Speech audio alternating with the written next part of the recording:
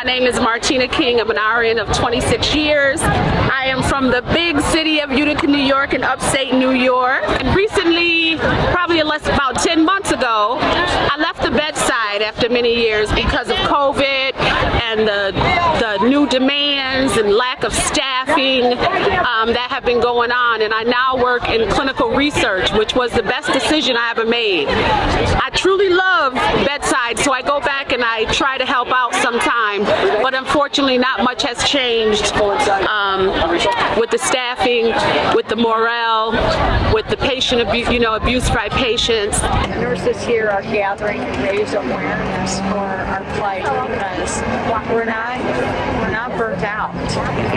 We're broken and we're fed up with being treated poorly. And it has to do with care of the patient. Yeah. I don't think that there's a nurse here that doesn't care about their patients. Mm-hmm. So we say to nurses save lives. My name is Brandy Patterson. I'm a nurse from Tennessee by way of Texas, and I came here with my friend Antoinette. I've been a nurse for 17 years, and I specialize in psychiatric medicine. I'm Antoinette Hayslett. I've been a nurse for 8 years, here with my friend Brandy from Tennessee. I'm working in med-surg right now, but I've done everything as far as like ICU, I've done rehab, same-day surgery, med-surg, all of it. I just came to this nursing event to hopefully see some change, to stand up for something and hopefully see nursing go in the right direction. I'm Hope. I live in Florida, but also come from Texas. I've been an ER nurse for 6 years, and sometimes I also travel. My name's Sarah. I'm from Florida. I've been in the ER going on 9 years. Started off as a CNA and then became a nurse. I dabbed in pediatrics. I'm Briar. I live in Wisconsin. Primarily work in med-surg, but I have a little bit of dabbling everywhere. ICU, ED, a little bit of everything. Do you know what's causing the stall with those bills? Money. Yeah. Profit margins. I also think too is that in order for your state representative to care, about the bill, they usually say they have to be sitting on the committee, of which is on an energy and commerce, labor and pension committee is where these bills sit. Yeah. And if you can reach out to your congressman all day long, unless he goes to the floor for a vote, congressman's person, doesn't really pay a whole lot of attention. What brings you all to the march today? Safe staffing ratios. Exactly. There's no way Getting paid our worth. Yes, there's no way we can continue to be battered, to be diminished, and be called professionals and heroes at the same time, and be forced to be underpaid for our values and what we bring to the community. My name's Candace Talley. Nashville, Tennessee is my home. In June of next month will mark 16 years I've been a nurse. As a profession, I am concerned. I am concerned there's not enough faculty that's going to educate and prepare the next generation of nurses. I'm concerned that our CEOs, our CNOs, and middle management of these hospitals are going profits over patients. We're watching admin and management and CEOs take home bonuses, and we don't have the supplies we need to take care of our patients. It just doesn't make sense. None of this makes sense. Right. Patient ratios are what impacts. If you have, there was a nurse that was telling me in long-term care she had 52 patients to 1. That's wild. I mean, how can a person humanly do that in an 8-hour shift? You're literally just going to work and gambling and hoping that nothing goes wrong. It's absolutely crazy. The other thing is it can be done on the state level. 14 states have things implemented. Said you're from the West Coast. California has it, and they get fines and whatnot because it's very closely monitored. The other 13 states, the facilities or the corporations self-monitor. So, that's not really monitoring as far as I'm concerned. And if any of you feel comfortable, are there any stories from your time in healthcare to kind of illustrate what you just shared? Oh, yeah. Ooh, it's minutes. Yeah. It's minutes, 2 minutes to count. I mean, 2 minutes to actually share. Yeah. I mean, yeah. I can share one. Yeah. I can share the one. Came into my first travel travel assignment, and I was scared because I came from a staff job, so I didn't speak up, but I ended up having a 17-year-old stroke, total right-sided hemiparesis, large vessel occlusion, had to start TPA.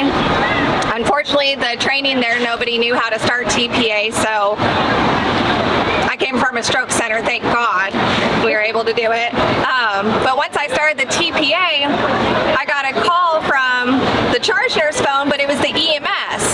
And EMS said, I'm not sure why she gave us the phone, but she said you need to get out here and come triage this patient. And me not speaking up saying that I should be one-to-one with this patient who's a pediatric stroke getting TPA, I went to go triage this other guy who was a complete sepsis alert, in and out of consciousness. His blood sugar was over 600. His fingers were necrotic and falling off. And I had to deal with that, triage him, get him situated, go back, check on my other patient. I had 5 patients total. And in between that, I'm seeing my other patients, 90-year-old COVID, 60-year-old with chest pain, and I had a deaf lady there as well who had stage 4 metastatic lung cancer. She wanted to know the results of her CT, so I had the interpreter, and usually we wait for the doctor, but sometimes it's easy in the ER. And I pulled it up, and that's when I saw the multiple metastatic lesions on her brain, so I was just like, let me go get the doctor. Went to get the doctor's like, I can't, can you go do it? He was swamped, he had 30 patients, ambulances were coming in, there were people in the waiting room, so I understood the frustration from him because he is the only provider there in that ER for every single one of those patients. So I went up to that patient, and I had the interpreter there, and I let her know that she now had brain cancer, and while I was waiting for the interpreter to finish what he was saying, I just saw her face fall flat. And I told her I was so sorry, and I gave her a hug, and that was it, because I had to go back to my stroke because he is getting TPA and my other guy is unconscious and my other guy is desatting because he's 90 years old with COVID. This is what it is. This is what it's been. We have been overworked. This is how people die because every other nurse is doing the same thing as me. So I can't pull another nurse to help me because they are swamped too. Yeah. And it is the hardest thing to feel that pressure of if you're not fast enough, if you're not paying attention, that person's gonna die if you leave their side. But you have 3 or 4 people that you're got to be by their side. So I'm tired of watching our patients die because we don't have enough resources. There's not a need for our community to be at risk when the resources are just not being made available to us. Right. To be able to do our jobs. When I told them at my job that I had this vacation planned, this trip, how much it meant to me, how important it was for our career as a service, as leaders, as advocates, and it was, are you sure you want to go? I mean, we're really short-staffed. We can throw in extra bonuses. That's not the point. If all of these problems were fixed, we would have staff and we wouldn't need bonuses to do what we love to do. Exactly. If you don't speak up, you don't get heard. Yeah. And the more this reverberates, through our nation, letting them know that, please reach out to your representative. That's the only way change is made. Is if you get heard and backing behind it. And it's scary to see this many nurses leaving the profession, especially after Because of this. Because this is the stuff that we're dealing with on a day-to-day basis, and we go home to our families and we have nothing left. And it's a shame. It's a shame. So that's why we're here. There's a lot of powerful men and women here, and we need to make our voices heard. I am concerned that this nursing shortage is going to become increasingly worse. COVID was an eye-opener for a lot of that. And so if, instead of you giving us pizza or telling us you're working on it, we as nurses need to see real concrete change. What are you trying to do? What keeps you all in this career, and what are your plans for your career if nothing changes with nursing? What keeps me is the patients. I love my patients. I don't care if they're elderly, black, white, whatever. I love my patients. I love them because that's why I'm here. That question is getting harder and harder to answer. Yeah. I ask myself that a lot. You know, I've only been in 6 years, but it's when you deal with this on a day-to-day basis and you're getting peanuts for it. Yeah. What does keep you there? Yeah. My nurses keep me there. I can't even dream about leaving them behind. Yeah. You have that guilt. It comes with you everywhere you go because you know that shift that you don't show up for, they're going to be short-staffed. And that's hard to have that guilt on you as well because they're going to struggle and sleep all night long. Yeah. Yep. Have you heard anything, any kind of responses politically today from anybody around town?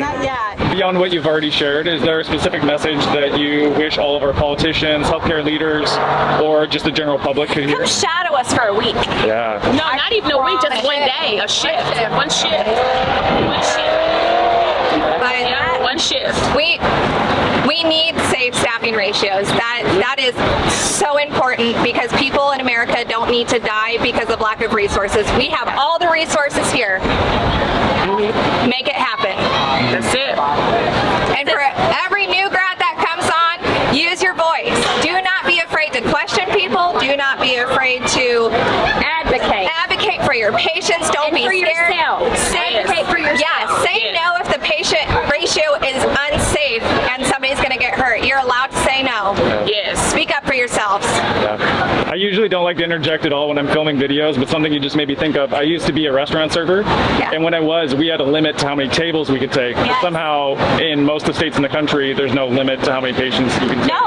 on different units. No, there's no limit at all. Yeah. And that's sad because you're dealing with a life. Yeah. No, Yeah. You're not dealing with French fries. Yeah. You're dealing- Exactly. yeah. Exactly. As nurses, we need to be at the table when it comes to change regarding healthcare. This is why I strongly encourage nurses to become members of professional nursing organizations at your state level. That is where the true legislation happens.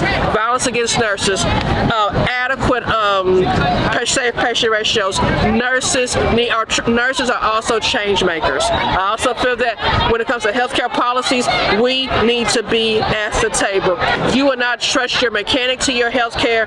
Don't trust an attorney to your healthcare. Thank you so much. Congress will be hearing from us for sure. After this trip and over the next several months, it's gonna change because we're not gonna stop until it does. Yep. Amen.